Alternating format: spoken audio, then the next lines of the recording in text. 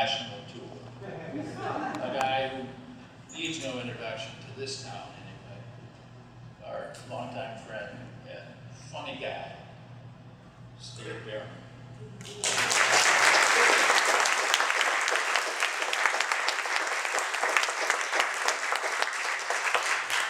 Thank you, and thank you. That was a beautiful, harmonious song.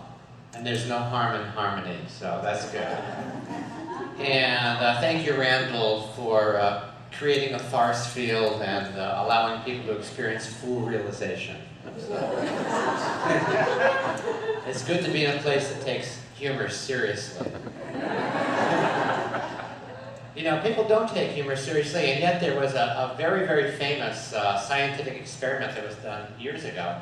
They took a group of college students, put them in a room with hilarious comedy videos, took another group, put them in a different room, and made the other group memorize Croatian parables. And gave them an electric shock every time they made a mistake, and the results were conclusive. The ones watching comedy had more fun.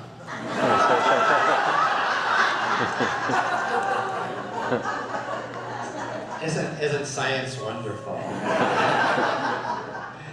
Now, I do so many talks in front of church groups that people ask me all the time if I'm an ordained minister. It turns out I was a minister in a past life, so I'm preordained. As I said last night, and the guys at the Swami, this is absolutely my kind of spiritual center, strictly non-dominational. So who was here to see the Swami last night? I'm curious. Okay, very good. If you didn't make it, it's okay, because the Swami is conducting his time travel workshop, and you take that, you can be there then and experience it. Time being an illusion. So anyway, my talk this morning is on the healing power of humor. And you know, we think about humor as, we've heard laughter is healing. But when I think of the healing power of humor and the laughter as medicine, I think of it in the Native American sense of medicine, that it's a form of magic that can transmute the grosser stuff of life into joy, laughter, and enlightenment. And my favorite true story about that higher power of humor is something that happened during the Cuban Missile Crisis almost 50 years ago. And turns out that when news of the missile crisis hit, there was a group of American and Soviet delegates who were already meeting to discuss possible trade between the two countries. And of course, when they heard about this stalemate, this very tense situation, there was tremendous tension in the room and everything went silent. Finally, one of the Soviet delegates rather timidly raised his hand. He said, "I suggest we each go around and tell a joke." And he volunteered to start. His joke was, what's the difference between capitalism and communism? In capitalism, man exploits man. In communism, it's the other way around.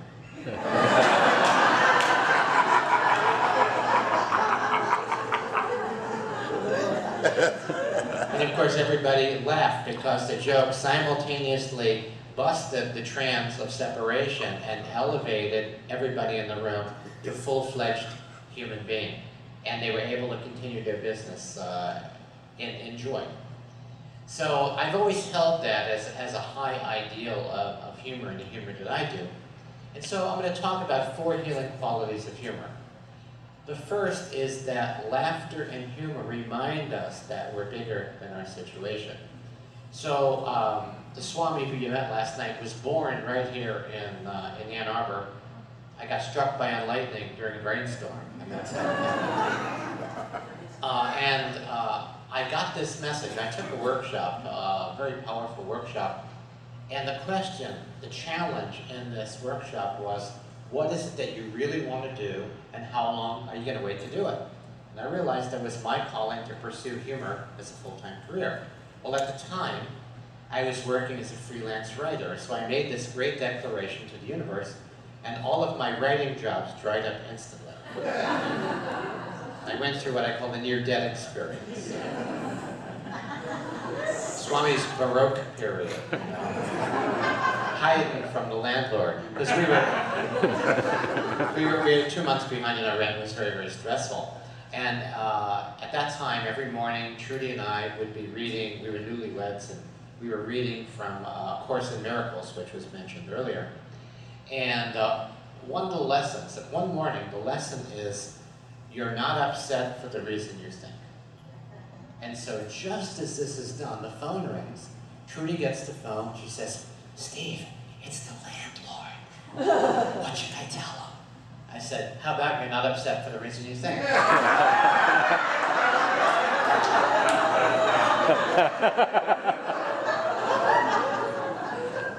Which is what he told us when he put our furniture on. No, actually, that joke really changed the energy. It changed the energy with us, and the problem was healed. My uncle, this is many years ago, was having a very difficult time with his health. He was in his 80s, in the hospital. Nobody was telling him anything. And I realized that I needed to call him and cheer him up, but I had no idea what I was going to say.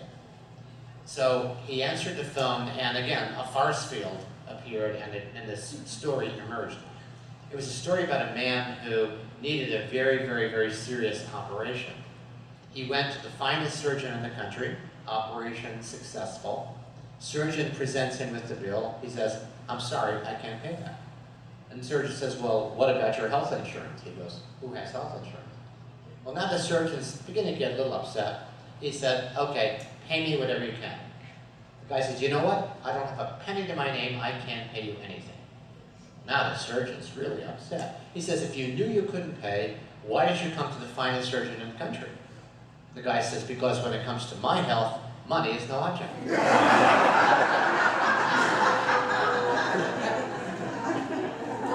So of course my uncle laughed because this was about the medical system that he was dealing with. And then he told me a joke that I still remember. And it was a story about a world-famous minister who dies and goes to heaven. Shows up at the pearly gates about the same time as this cab driver from New York.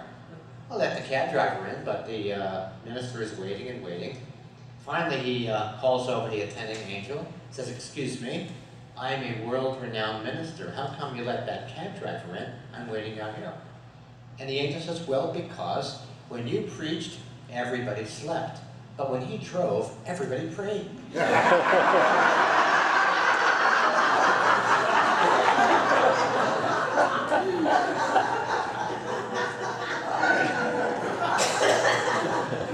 My uncle and I went back and forth for about 20 minutes telling jokes, and it really revitalized his energy.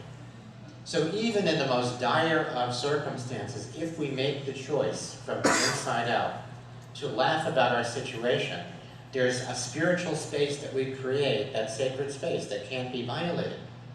In his book, Man's Search for Meaning, Viktor Frankl talks about being in a Nazi death camp during World War II. And he and a fellow inmate made a pact that no matter what, every day they would find something to laugh about. And to give you an idea of the leverage that this provided, one of the jokes that actually circulated inside the camps involved these two Jewish guys who decide they're going to assassinate Hitler. And they know Hitler's motorcade passes this one intersection every day at 11 in the morning. And they're waiting for him. 11 in the morning, doesn't show up. 11:15, 11:30. When he's not there by 11:45, one of the assassins turns to the other and says, "Gee, I hope nothing's happened to him."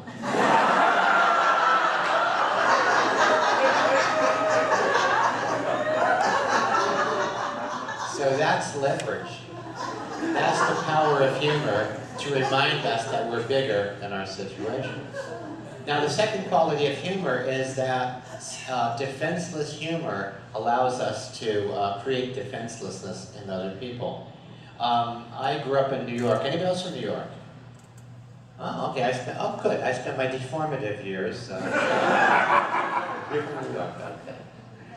In a housing project. And when the older kids would ask me for money, I learned to say, "I live here. If I had money, would I be living here?" And laugh and leave me alone. So I was the archetype class comedian. Anybody else class comedians here? Okay, there you go, Monty, of course, that makes sense.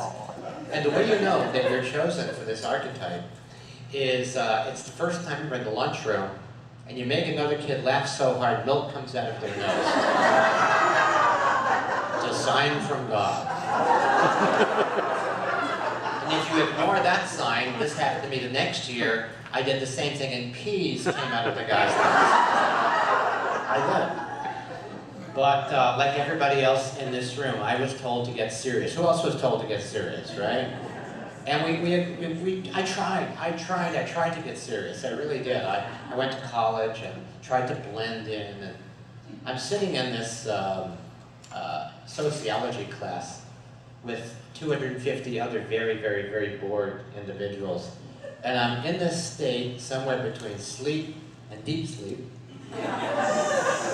And out of the corner of my ear, I hear the professor, and she's talking about social mores, and she says, and who can define for us social mores? And before I know it, I'm standing up, and in kind of a comedic Tourette's, what comes out is, when the moon hits your eye like a big pizza pie, that's some more.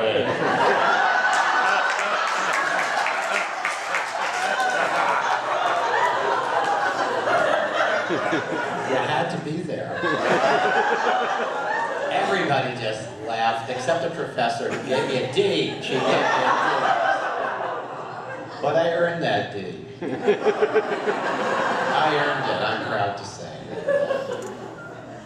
And you know, a funny thing happened. I had a serious life. You know, I wrote a book on alternative education. I was teaching at auto workers at Wayne State University, and then a funny thing happened. You ever had a funny thing happen? And sometimes the funny thing ain't funny. And I lost my job, and I took a job right here, City of Ann Arbor, doing tree work for the Parks and Forestry Department. While I was there, a fellow worker, brilliant psychologist disguised as a truck driver, suggested we started a newspaper. And we started an alternative humorous newspaper called State's Wire Service. And that changed my life because I realized the power that humor had to induce playfulness in other people and to essentially allow things to be said that could not be said in any other way. We lived in Texas for a while, Trudy and I. Here we went through DTEX, of course. And I remember we were I did a performance at the Kerrville Music Festival, and this Texan comes up to me afterward, and he says, you tell people what they don't want to hear in the way that they want to hear it. Okay, I'll remember that. So humor has a power to create defenselessness. So when I was a kid, my spiritual path was baseball. So anything related to baseball, I was into it. My favorite baseball character was Casey Stengel, who was manager of the Yankees at that time. And when Casey Stengel was a rookie, many years before I was born, the fans in New York decided that they didn't like him. And when New York fans don't like you, you really feel disliked. So every time he'd walk onto the field, he would get booed. So one day he steps to the plate to bat, fans boo him, he tipped his cap, a sparrow flew out from under his cap. And everybody stood up and cheered, and they never booed him again. True story. Now, isn't it amazing that one playful gesture can change the hearts of 20,000 New Yorkers? It's a big deal. So the moral that I got from this story is if you're going to flip somebody the bird, make it a real bird. So the power of defenselessness, again, he was defenseless, he was playful, and that brought people, it magnetized people. I did a conference about 10 years ago. I do a lot of unusual events, and I'm not making this up. This was the Holistic Lawyers Conference. I swear. Florida Keys, Law as a Healing Profession. I said, wow, 250 holistic lawyers. You may go for all the holistic ones.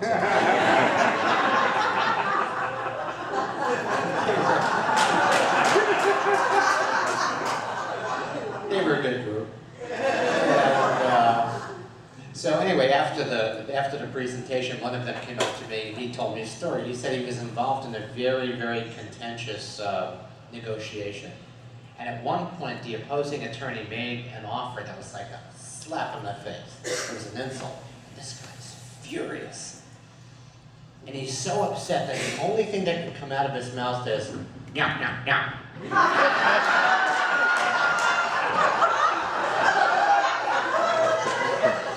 So the other attorney goes, "Oh, wise guy."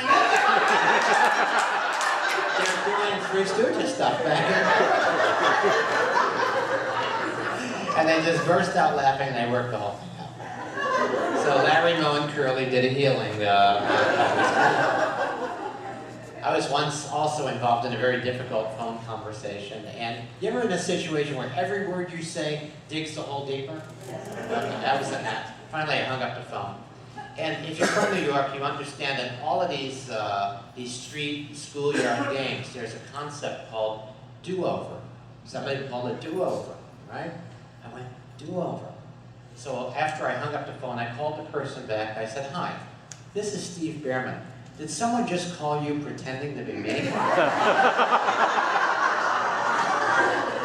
Just worked the whole thing out. So, open-hearted humor creates defenselessness. Third quality, laughter in the shadow. Laughter allows us to deal with some of these shadow issues that we have. My favorite shadow story is about a little town in West Texas around the turn of last century. And the local madam came to the minister and she said, "Reverend, I want to make amends for my life. I want to donate everything I have to the church." He looked at her and he says, "Well, ma'am, I need to think about this. Come back tomorrow." She came back the next day. He'd made up his mind. He said, "I'm sorry, ma'am, I can't accept your offer." And she left. One of the townspeople said, "Reverend, we need a new building. Why did you turn down her offer?"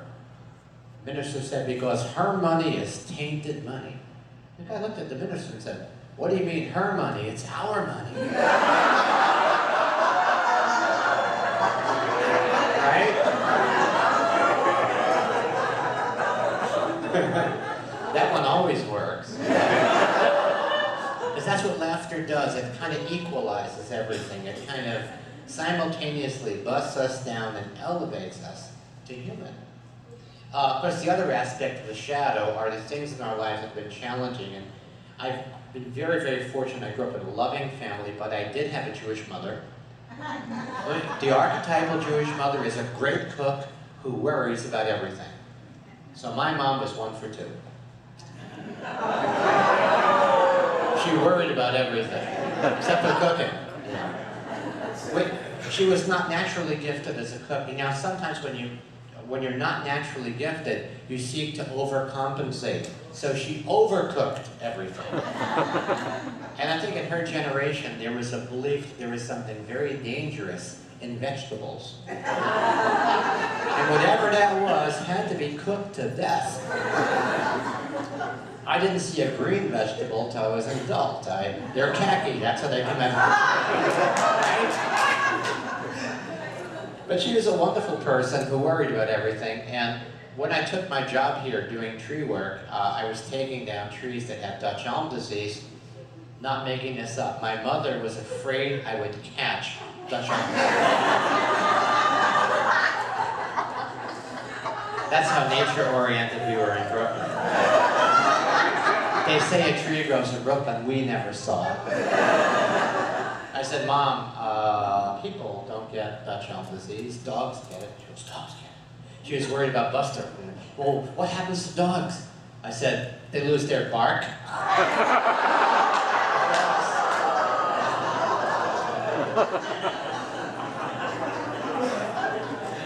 Thank you for laughing. You're healing my childhood. So I've been collecting Jewish mother stories, and my favorite, of course, is about this young man who becomes very successful and wealthy, traveling around the world. He loves his mother so much, he wants to get her something that's truly extraordinary. He's in a marketplace in South America. He sees a mynah bird that speaks 12 languages. He pays $1,500, a long time ago, $1,500 to have the bird sent to his mother's apartment in New York. Comes back to the States a few weeks later, so excited, calls her up. He says, "Well, Ma, how'd you like the gift?" She says, "It was delicious." He can't believe it. He says, "Mom, don't tell me you ate that bird. The bird spoke 12 languages." She said, "He should have said something."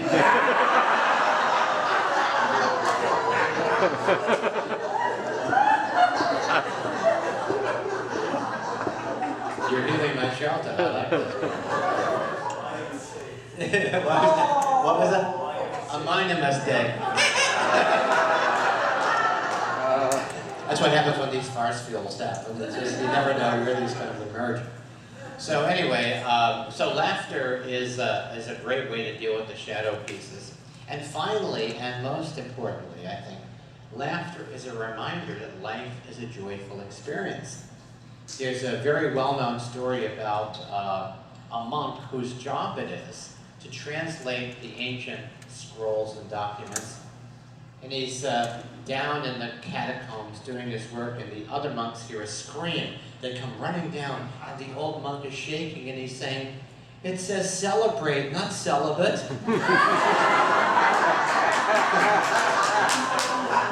Oops.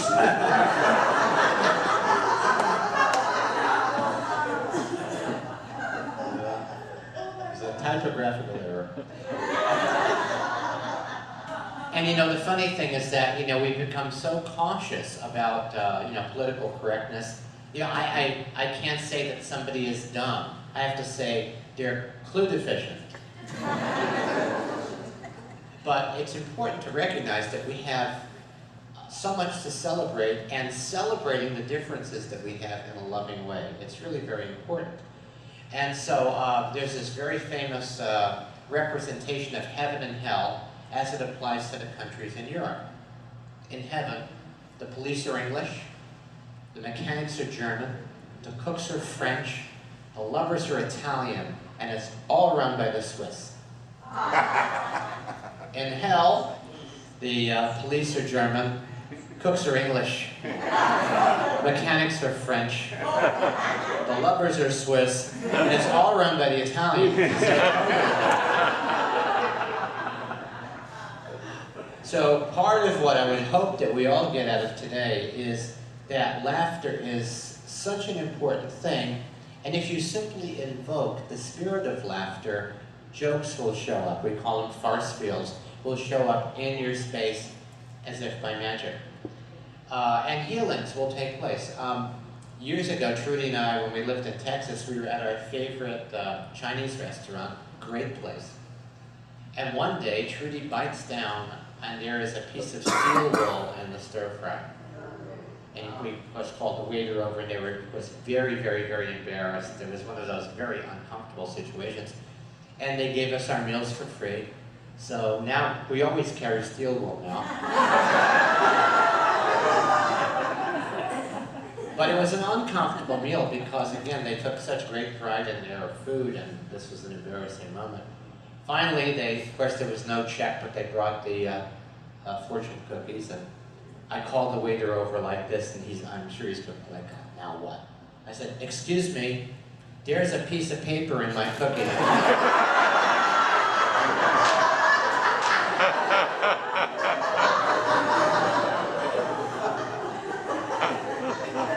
So the power is in not so much being funny, because if you really pay attention, we're all really hilarious, we just don't know it. But it's in seeing funny, it's in recognizing the natural humor in life, and I'll leave you with this one example. Years ago, Trudy was dismantling her parents' house in Plymouth. And, you know, of course, all the houses have basements and attics, which mean you can collect a lot of stuff, right? And so you go through these things, and they were imagining, I think, that someday they have a really big garage sale. And you look at some of these items, and you go, you know, this piece had to be manufactured precisely for a garage sale. That's the only thing. Somewhere in New Jersey, there's a factory that makes that. Don't you think? Nobody bought this originally. Or at must have been the gifts for people you don't care for. Passed around like a fruitcake. So Trudy, of course, knows how much I love baseball, and of course, you know, and Swami Beyondananda, etc., etc.